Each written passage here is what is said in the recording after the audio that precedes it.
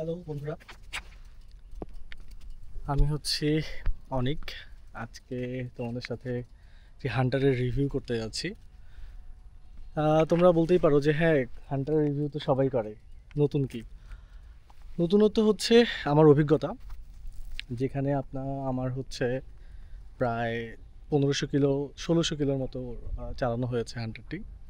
যেখানে হচ্ছে বড় বড় বড় না, একটি বড় একটি ছোট বলতেই পারেন। বড় বলতে হচ্ছে ঢাকা থেকে দিনাজপুর এবং দিনাজপুর থেকে ঢাকা প্রায় 800 কিলোমিটারের একটি ট্যুর ছিল। আর এটি ছিল ঢাকা টু নিকলি, কিশোরগঞ্জ। সেটাও প্রায় সারাদিনই ছিল। So let's welcome to Anik Kumar blog. And আপনারা সাবস্ক্রাইব করেন না, সাবস্ক্রাইব করেন নতুন নতুন ভিডিওর জন্য। আগামীতে আপনাদের সামনে আরও কিছু ভালো কিছু আসতে যাচ্ছে। So let's start the review.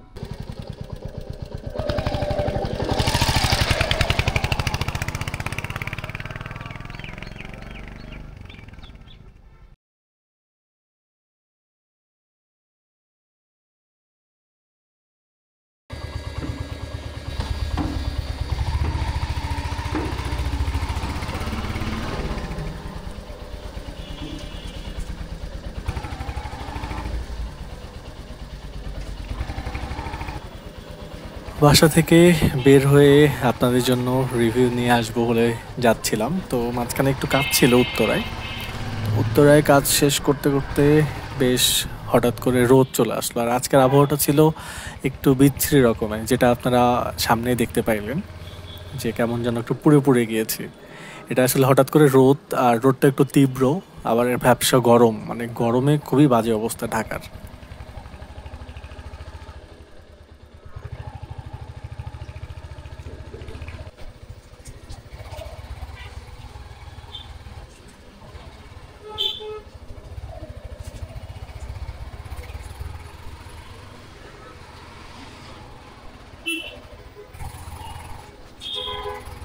তো উত্তরা থেকে বের হয়ে আজিমপুর থেকে একটু সামনে গিয়ে ইউটার্ন নিয়ে আমরা এখন এয়ারপোর্ট হয়ে 300 ফিটের দিকে যাব।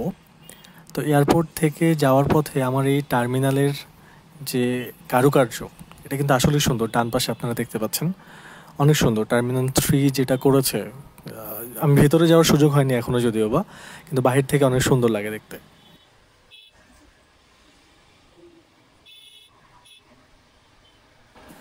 এরপর আমরা খিলক্ষেত পার হয়ে একটু সামনে যেয়ে কুড়িল ফ্লাইওভার দিয়ে 300 ফিটের রাস্তায় চলে আসলাম। এই রাস্তাটি এত সুন্দর কি বলবো, কিন্তু কিছু কিছু পোলাপাইন আছে যে এই রাস্তাটির অসৎ ব্যবহার করে, বিশেষ করে বিকেলবেলা। মানে এত বিচ্ছিরিভাবে বাইক নিয়ে চালায়, যে এত সাইলেন্সার যেভাবে লাগায়, যেগুলো যেগুলো আসলে আওয়াজে মানে টিকে থাকা যায় না, এত বিচ্ছিরিভাবে বাইক চালায়। কিছু করার নেই, তাদেরকে পুলিশ বা আর্মি শাস্তিও দেয়। যাই হোক, চলুন আমরা একটু পরেই শুরু করবো রিভিউ।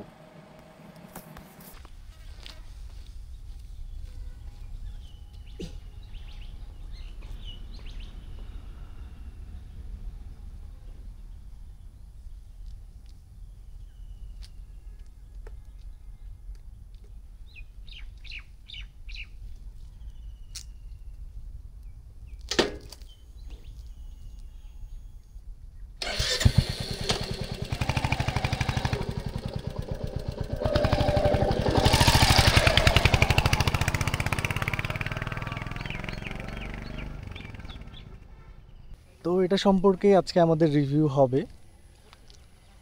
এখানে কিছু এক্সট্রা জিনিস লাগানো আছে, যেমন হচ্ছে বাম্পার, সামগার্ড আর স্যাডেল স্ট্যান্ড। এটা আপনারা দেখেছেন। তো যেটা আমি বলতেছিলাম যে আমার নতুন হচ্ছে অভিজ্ঞতা, যেটা আমি গাড়িটা নিলাম হচ্ছে 30শে এপ্রিল। এরপর সেদিন একটু টুকটাক ঘোরাঘুরি হয় 30 কিলোর মতো। এরপর একদিন আমরা হচ্ছে ঢাকা টু মাওয়া গিয়েছিলাম রাতে, সেটার ভিডিও আপনারা দেখেছেন, প্রত্যেকটা ভিডিওই আছে। এখন রিভিউ নিয়ে আসতেছি। তো হান্টারের মজার কিছু বিষয় হচ্ছে এর পাওয়ার। আপনারা সবাই জানেন এটা হচ্ছে 350 সিসির গাড়ি। অ্যাকচুয়ালি 350 না, এটা হচ্ছে 349 সিসির একটি গাড়ি, যেটা এয়ার এবং অয়েল কুলড। হালকা কিন্তু অয়েল আছে, একটু কারিশমা কিছু আছে রয়্যালের করা, যেটাতে হচ্ছে ও কিছুটা ইঞ্জিন অয়েল গিয়ে একটুখানি কুল করে। আর এটা হচ্ছে 20.2 বিএইচপি হর্স পাওয়ার প্রডিউস করতে পারে অ্যাট দ্য রেট 6100 আরপিএমে, এবং 27 নিউটন মিটার টর্ক সে উৎপাদন করতে পারে 4000 আরপিএমে। Powerful, heavy powerful. কারণ আমি এটা নিয়ে হচ্ছে বিশেষ করে কিছু কাদায় গ্রামে যখন গেলাম, আমাদের ঠিক ভরা বর্ষাতে গিয়েছিলাম। তো আমাদের গ্রামে যেটা হয়, মাটির রাস্তাগুলো খুব কিছু কিছু মাটির রাস্তা আছে, ওইগুলোতে অনেক প্রচুর কাদা হয়। তো ওই কাদায় আমার কাছে আমি আরেকটা গাড়ি অবশ্যই ইউজ করি, সেটা আপনারা দেখেছেন শুরুতে আমার ভ্লগে, স্ট্রাইকার, টিভিএস স্ট্রাইকার। সেটা তো 125 সিসির গাড়ি। তো সেটা নিয়ে গেলে তো অবস্থা খারাপ হয়ে যায়, তো ওটা একদম মানে অসম্ভব ছিল। বাট এটা নিয়ে আমি ওই সব রাস্তায়, একদম খারাপ রাস্তাগুলোতেই খুবই খুবই দারুণ দারুণ সাপোর্ট পেয়েছে, যেটা নিয়ে আমার কাছে কনফিডেন্স ছিল ওভার টু ওভার যে আই ক্যান ডু দিস, এবং এটা আমি পার করতে পারবো, এবং সেটাই পেরেছি। আর সবাই যেটা বলতেছে এটার অনেক গরম, এটা অনেক গরম। আচ্ছা, গরমের কথাটা আপনাদেরকে বলি। আপনারা এটা দেখতে পাচ্ছেন যে ইঞ্জিনটা এখানে, আপনার পা দেয়া এখানে, এটা হচ্ছে ব্রেক।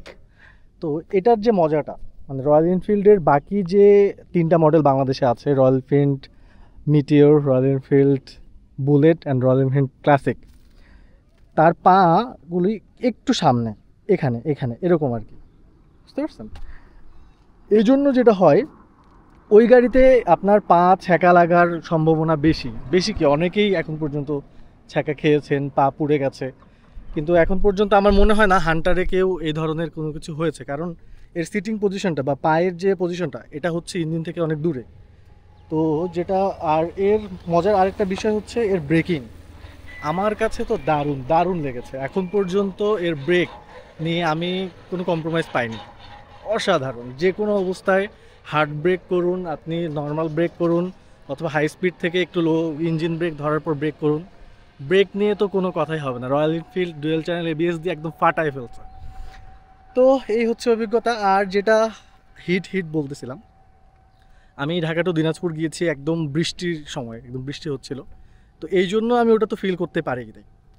আর যেটা বলতেছিলাম সেটা হচ্ছে ঢাকাতে হিট আপনার হবে, কারণ ঢাকা শহর এমনিতেই অনেক গরম।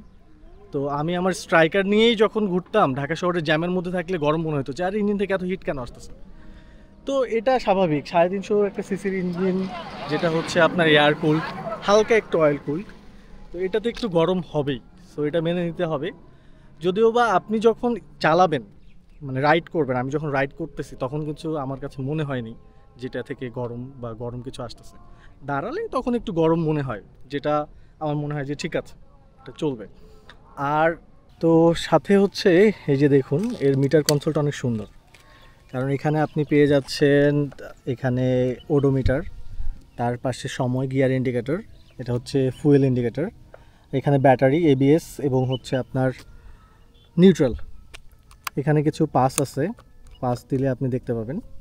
আর এটা বাংলাদেশে সাধারণত ইন্ডিয়াতে হচ্ছিল না আগের মডেলগুলোতে, বাট বাংলাদেশে অ্যাড করে দিয়েছে ট্রিপার নেভিগেশন।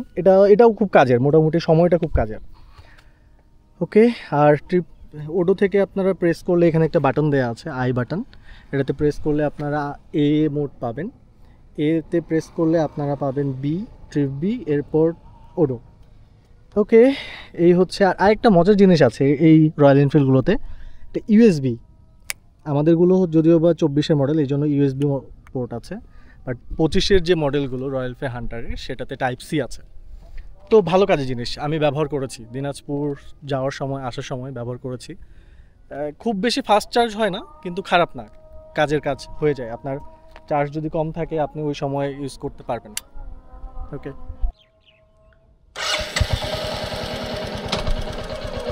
এতদিন তো আপনারা শুধু হচ্ছে সামনের ভিউ দেখেছেন, এবার একটু আমাকে সহ ভিউ দেখুন। এটা রাইড খুবই মজা। এটা হচ্ছে যারা বলে যে রয়্যাল এনফিল্ড অনেক ভারী, এটা চালায় কোনো মজা নেই, তাদেরকে আমি সবসময় যেটা বলে থাকি, আমার কলিগদেরকেও আমি বলেছি যে ভাই আগে এটা রাইড করুন প্লিজ, উপরে রাইড, টেস্ট রাইড, অথবা আমারটাই নিয়ে রাইড। এটা রাইড না করলে এটার মজা আপনি বুঝবেন। এটা যখন নিয়ে আমি রাইড করা শুরু করি তখন মনে হয় যে চলতেই থাকি, এত মজা। ইটস অ্যামেজিং ভাই। রাইড।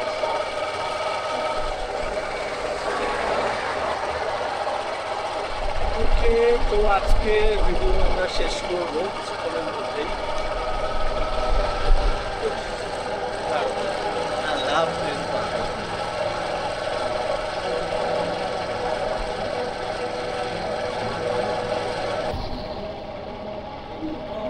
যদি না শেষ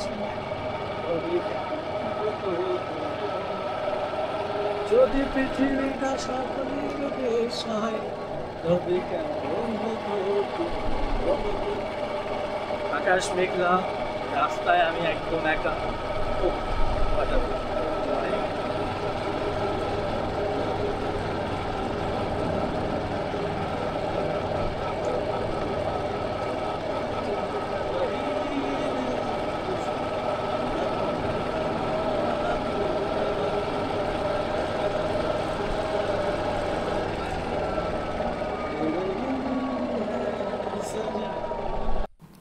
এই গাড়িটির একটি দারুণ ফিচার আছে, সেটি হচ্ছে আপনি স্টার্ট দেওয়ার পর গিয়ার দেওয়ার সাথে সাথে স্টার্ট বন্ধ হয়ে যাবে। কেন বন্ধ হবে? কারণ আপনার স্ট্যান্ড ডাউন করা আছে। স্ট্যান্ডটা আপ করুন, দেন স্টার্ট দিন, দেন গো ফর এ রাইড।